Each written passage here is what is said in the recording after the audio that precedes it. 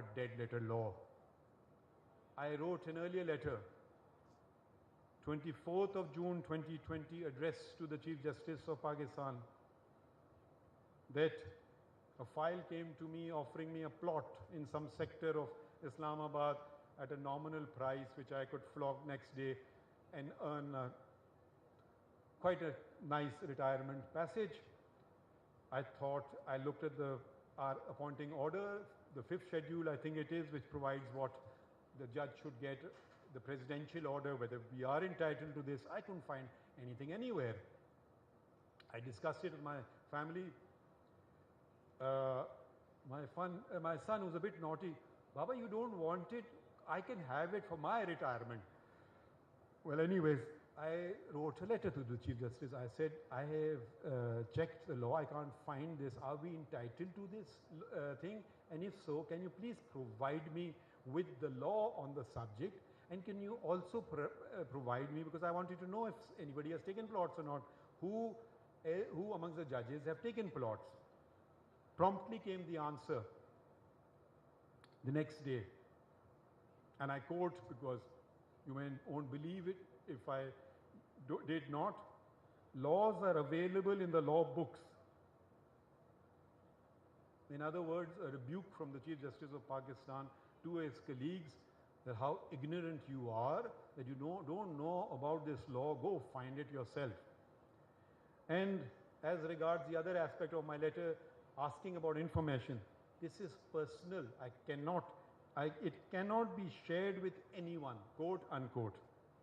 No. Now, saddened a bit, hurt a bit, probably a little angry, responded the very same day. And I write,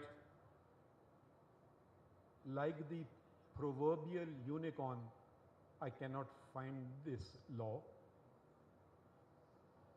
And those holding office under the Constitution cannot plead confidentiality when they receive something on account of the office they hold.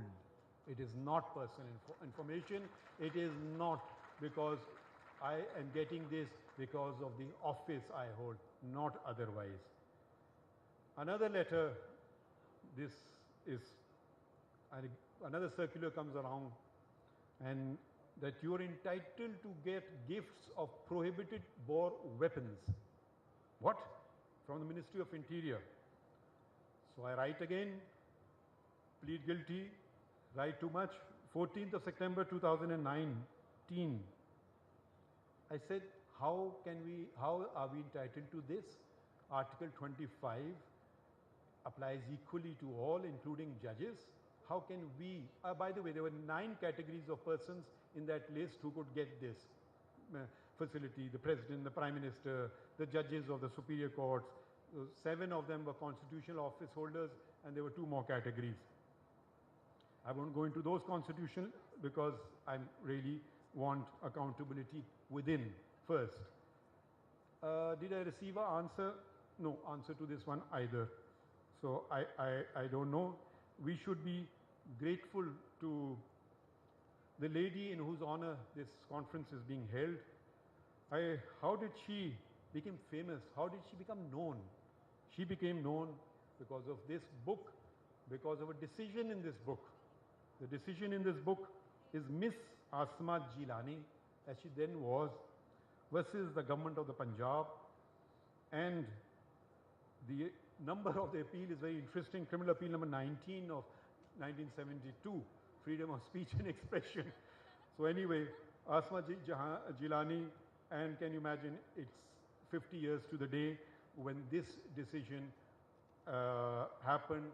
Her father, Malik Jilani, was incarcerated under the Defense of Pakistan rules. The other petition, 2 petitions were heard, was by the daughter of Altaf Gohar, the editor of Dawn, who had been picked up under one of those laws. So this was challenged. Now, but don't judges come under pressure, fear? No, they don't. I was Chief Justice for 5 years. Nobody called me to ask anything. So if anybody tells you there is pressure, if anybody tells you pressure, they are not true to their oath of office.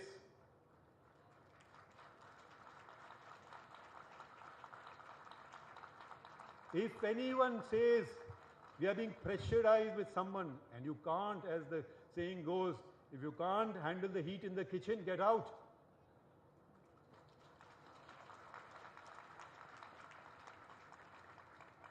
And if you are pressurized and you sell the country, history will remember you. You all will pass judgment. There won't be any consequences. It will be in the history books. Those persons, like myself, would have gone away. And now, how it saddened me. It brought tears to my eyes when a Chief Justice of the Supreme Court of Pakistan said that there was pressure on me, and he said that on television, public television, by General Ziaul Haq to do this judgment in the Zulfikar Ali Bhutto case. Do you hang? Do you take away a person's life because of pressure? If you couldn't handle it, a resignation letter would have sufficed.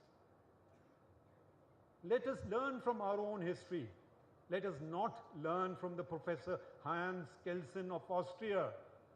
Let the Muhammad Munirs, let the Anwarul Haqs learn from the example of Imam Malik, the founder of one of the foremost schools of Islamic law.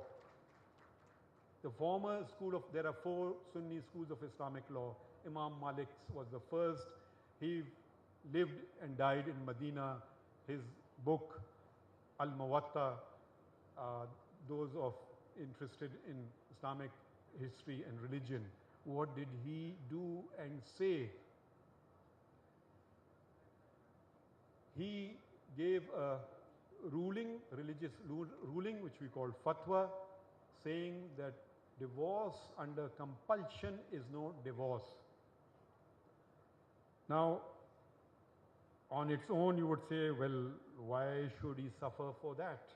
Well, he did suffer for that, and I would like to read you his exact words. What the ruler of the day perceived this, because then there was oaths of allegiance used to be taken, Bai'at, and under compulsion. So the ruler said that by analogy this will be used against me, that if a divorce under compulsion is no divorce, then an oath under allegiance is no divorce. So he was called upon to recant. He said, I will never recant what I believe to be the faith, what I know to be the truth. What happened to him? He was imprisoned. He suffered indignities. He was tortured. Still did not recant. All he had to, then he was told, stop. Okay, you don't want to recant? Stop telling people about this thing, that divorce under compulsion is no divorce. He didn't do that either. So he was paraded through the streets of Medina. It was a great humiliation for a great scholar to have his beard shaven off. That indignity he suffered, and he was paraded. So if I shave off my beard, probably you may not recognize me. So whilst he was being paraded, he said, Anas bin Abbi,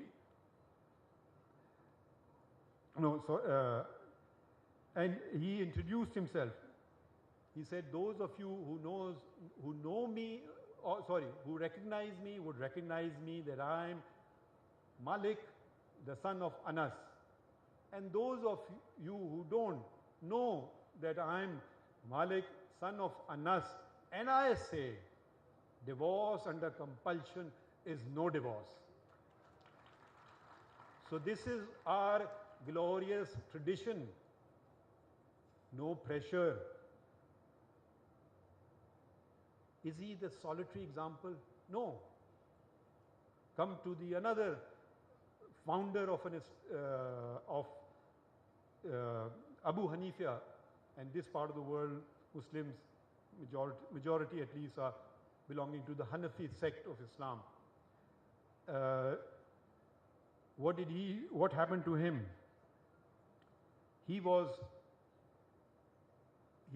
told the ruler, and I should just,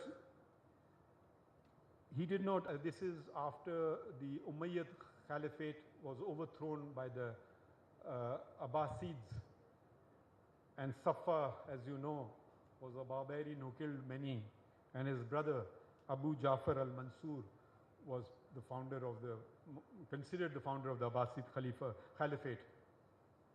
And he did not recognize his authority. This is Imam Abu Hanifa. He was nobody, no judge, he was an ordinary person. He said, "The Muslim Republic is founded on the collective endorsement of the people." If I may say for the audience in Urdu, खिलाफत मुसलमानों के इज्तिमा और से होती है, मशवरे से होती है, इज्तिमाई मशवरे से होती है. Laying down the foundation of democracy. What else is democracy? He used to criticize the judgments, the actions of the ruler. So what the ruler did, he said, "Okay, you know so much, I appoint you as the Chief Justice."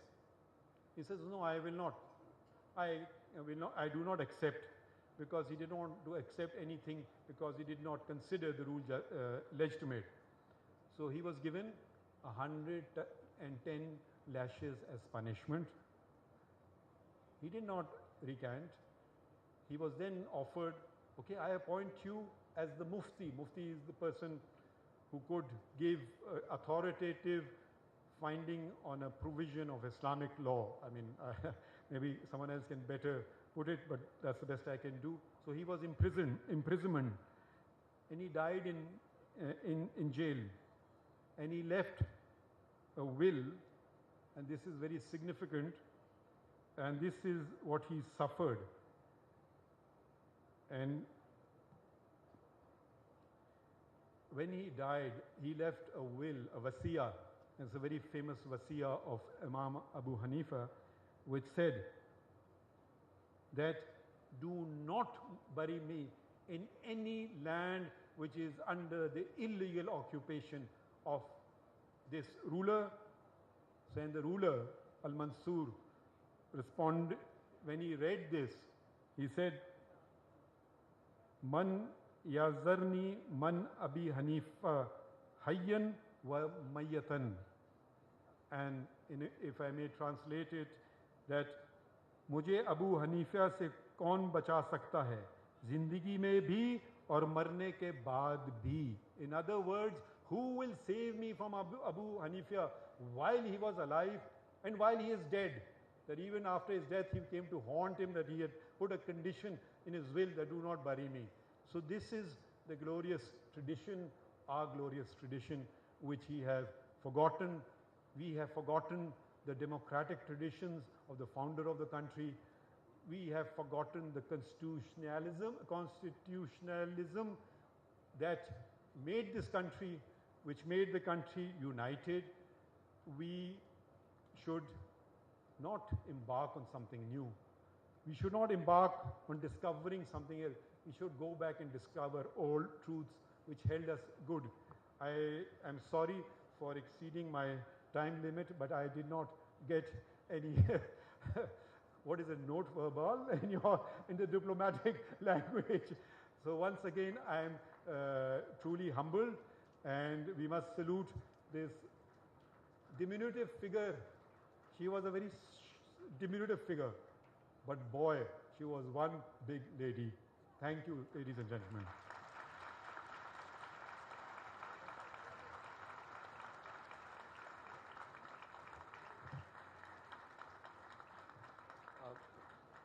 Thank you, Your Lordship.